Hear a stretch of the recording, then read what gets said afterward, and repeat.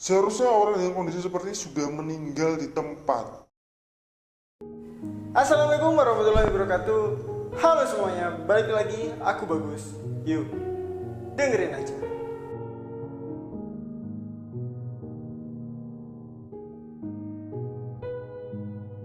Terima kasih banget udah klik video ini. Bagi kalian yang belum nonton cerita tentang pesugihan pocong, kalian bisa klik di pojok sini nih. Dan juga bagi kalian yang belum subscribe channel ini, minta tolong dong buat di subscribe. Jangan lupa buat nyalain lonceng biar kalian gak ketinggalan update video-video terbaru aku lainnya. Hari ini aku bakal bikin video tentang cerita yang gak kalah serem sih dari video aku yang pertama kemarin. Cerita ini tuh mengisahkan kisah nyata ya, yang aku ambil dari Twitter cerita Mak. Cerita ini itu tentang seorang pasangan pengantin baru yang belum sampai 1 hari mereka menikah, tapi mereka sudah menjadi tumbal pesugihan. Nah, gimana cerita kelanjutan tumbal pesugihan pengantin baru ini? Yuk, dengerin aja. Kejadian ini terjadi pada tahun 2014. Sebut saja namanya Rizka dan suaminya yang namanya Edu. Cerita ini bermula ketika mereka selesai menggelar resepsi pernikahan mereka. Setelah selesai, mereka masuk dan istirahat. Kemudian sekitar jam 1 malam, itu Rizka terbangun karena lapar. Alhasil dia pergi ke dapur untuk mengecek apakah ada sisa makanan untuk mengganjal perutnya malam itu. Kemudian Rizka ini membangunkan suaminya Edu dan bilang bahwa dia lapar. Rizka ini tipe orang yang kalau udah lapar tengah malam, dia tuh gak bisa nahan laparnya dan dibuat tidur, karena pasti keesokan harinya dia itu bakal down banget. Mau gak mau, Edo ini harus menuruti kata Rizka, membelikan Rizka makan sekitar hampir jam 2 pagi. Aduh, cari makan di mana ya jam segini? Coba aja kamu keluar, siapa tahu ada warung yang masih buka jam segini. Aku lapar banget tahu. Akhirnya Edo ini keluar untuk mencari makan demi istrinya yang baru saja ia nikahi. Ternyata Edo ini sendirian karena Rizka tidak ikut untuk menemani Edo mencari makan malam itu. Akhirnya Edo menemukan warung lalapan sambal yang cukup terkenal di Surabaya. Oh iya, BTW kejadian ini itu ada di daerah Surabaya. Aku nggak mau sebutin lokasinya di mana, tempatnya di mana, karena ini adalah privasi dari pencerita. Tapi nama dan tempatnya adalah nama yang nggak disamarkan. Jadi ya cari tahu sendirilah ya guys ya.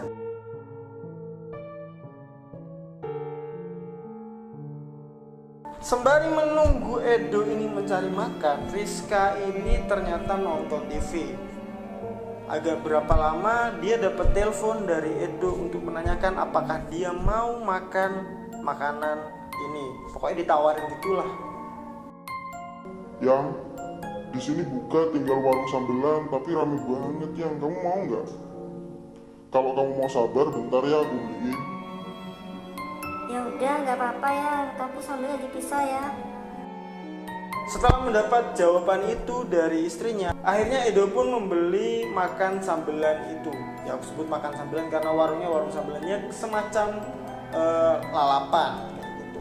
Dan Rizka akhirnya melanjutkan untuk menonton televisi. Kurang hampir 1 jam, Edo ini balik dari dia keluar tadi mencari makan untuk Rizka.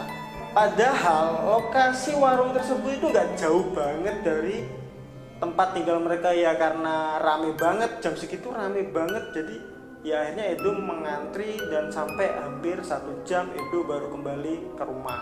Ternyata si Edo ini beli 2 bungkus, dimana 1 buat dirinya sendiri dan 1 buat istrinya. Tentu saja yang buat istrinya sambelnya dipisah. Akhirnya mereka berdua makan pada pukul 3 pagi. Namun di sela-sela mereka makan, Rizka ini mendapat kejanggalan yang aneh. Biasanya kalau kita makan kan biasanya kan kadang ada sedikit rambut yang nyelempit di nasi. Nah itu. Tapi Rizka ini menemukan semacam rambut, tapi kayak bukan rambut manusia. Warnanya abu-abu agak tebal. Sontak Rizka langsung lari ke kamar mandi dan muntah-muntah. Bahkan semua makanan yang sudah dimakannya itu dimuntahkan sekaligus. Karena dia sangat jijik sekali dengan adanya bulu kayak rambut abu-abu di dalam makanan tersebut. Nah spontan Edo ini langsung mengejar Rizka ke kamar mandi.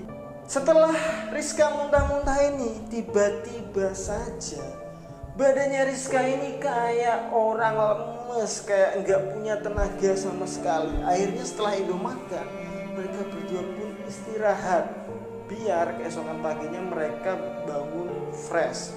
Keesokan paginya itu ada yang aneh. Edo ini bangun dari tidurnya. Dia melihat Rizka, istrinya, sedang duduk di pinggiran tempat tidurnya dengan bengong dan tatapannya kosong, bahkan lemas banget, kayak dia tuh nggak punya tenaga sama sekali. Edo ini pun akhirnya menyuruh Rizka buat istirahat saja hari ini. Ya mungkin Edo pikir Rizka kecapean setelah menggelar resepsi pernikahan hari kemarinnya. Edo pun akhirnya pergi mandi dan sarapan. Dia tak lupa mengambilkan sarapan untuk istrinya Rizka. Namun Edo ini kaget dengan perubahan tubuh Rizka yang sangat-sangat cepat. Pas bangun tadi, tubuh Rizka itu hanya lemes dengan wajah pucat dan tidak terjadi apa-apa. Namun saat Edo habis sarapan dan kemudian balik lagi ke kamar, tubuh Rizka ini kayak yang sudah kurus banget. Masa iya mungkin baru berapa menit, bukan berapa jam, tapi berapa menit tubuh manusia itu bisa langsung mendadak kurus. Aku aja nge-gym udah seminggu gak kurus-kurus.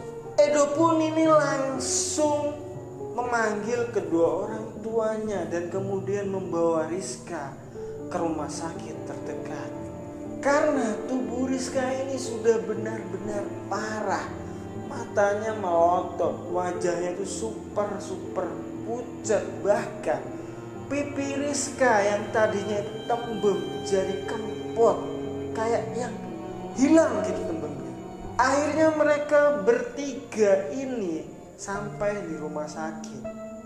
Rizka ini langsung dibawa masuk ke IGD. Saat Rizka dibawa masuk ke IGD, mamanya Rizka ini nangis sejadi-jadinya. Saat Rizka ini ditangani oleh beberapa perawat sampai dokter, mereka itu kaget melihat kondisi Rizka dari detak jantung sampai denyut nadi itu terlihat normal, terlihat seperti orang sehat pada lainnya. Namun melihat langsung tubuh Rizka yang seperti itu, mereka sangat kaget. Akhirnya dokter itu pun mengambil sampel darah Rizka dan kemudian mengeceknya di laboratorium.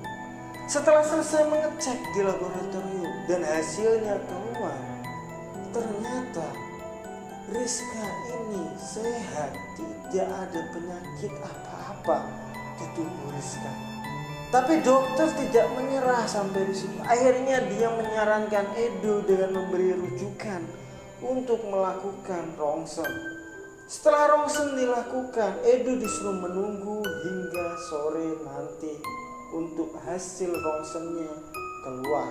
Setelah melakukan rongsen, akhirnya Edo ini memutuskan untuk kembali ke bagian administrasi dan memesan kamar untuk rawat inap istrinya.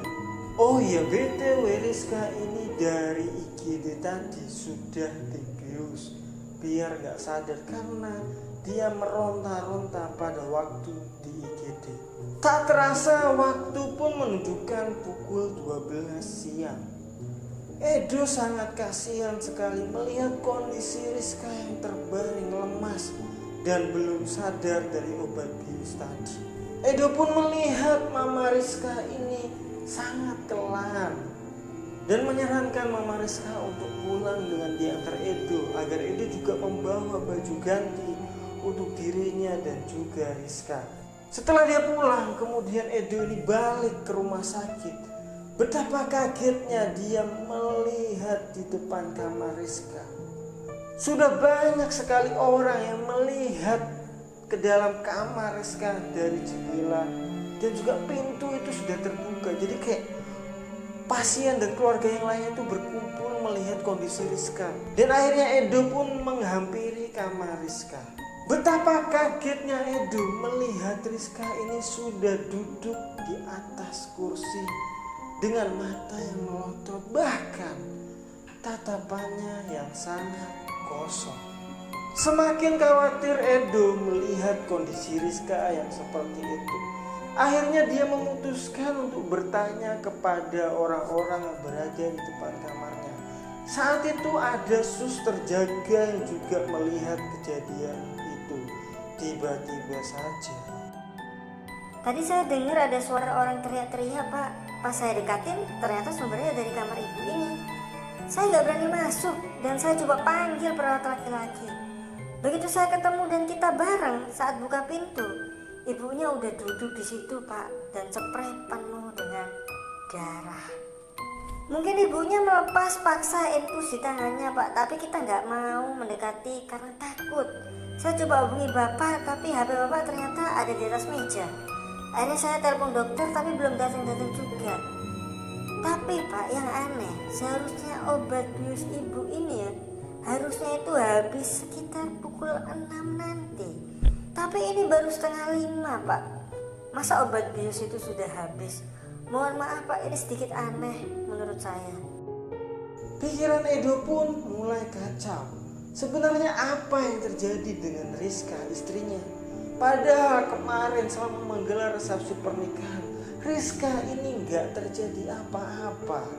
Tak berselang lama dokter pun datang. Dia pun mengarahkan stetoskopnya ke dada Rizka.